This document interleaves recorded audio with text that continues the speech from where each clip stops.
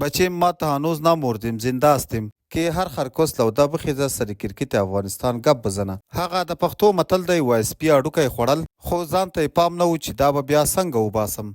همداسې فوزیه کوفی هم په خپلو خبرو اوس دومره پښیمانه ده چې اوس یې راګرځولی نشي. فوزیه کوفی او ملګرو یې د انګلستان کرکټ بورډ ته لیک استولی او پکې غوښتنه یې کړې ده چې تاسو موږ ته موقع راکړئ چې موږ تاسو سره کینو، تاسو سره خبرې وکړو او تاسو ته قناعت درکړو په هغه خبره چې تاسو ویلي چې موږ به په چمپیون ټرافي کې د افغانستان له کرکټ ټیم سره لوبې کوو.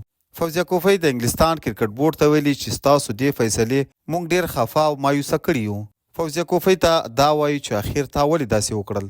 تا ته د افغانستان خلکو تیرو 100 کلونو کې عزت درکړ، ته تر پارلمانه ورسولې، تا ته به یې رایه درکوله او په اخر کې دا نمک حرامي وکړه چې د افغانستان له ملت، خلکو او خاورې سره داسې کار وکړ. فوزیه کوفی یو طرف ته دا خبره زوروي چې د انګلستان کرکټ بورډ یې خبره ونه منله او بل طرف ته دا زوروي چې تر پرونه پورې هغه ملت چې دې ته یې ووټ ورکړی و او دا یې تر پارلمانه را رسولې وه هغو خلکو اوس پسې راخیستې ده او پرتوګ به ترې وباسي، ځکه دا خاوره بې صاحبه او بې څښتنه نه ده، دا غیرتي بچیان لري، د دغو نه به ته چېرته خلاصېږې او نه دا هغه پروژې دي چې ته یې وخورې او قروت یې کړې او ورباندې چپ پاتې شي او ولس پرې بې خبره پاتې شي.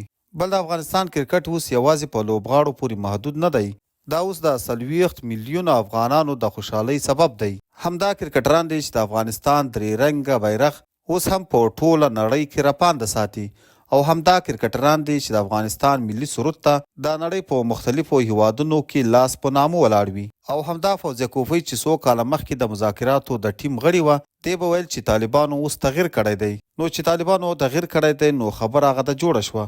نو اوس بیا همغه طالبان اوس څنګه بدل شول؟ اوس څنګه ستا مفکوره او فکر بیرته بدل شو؟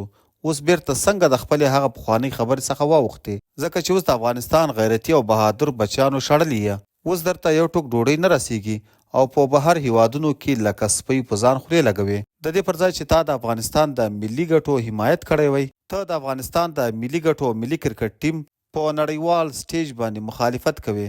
قدرمن دوستانو، تاسو د فوزیه کوفی د دغه تازه کړنې په اړه څه نظر لرئ؟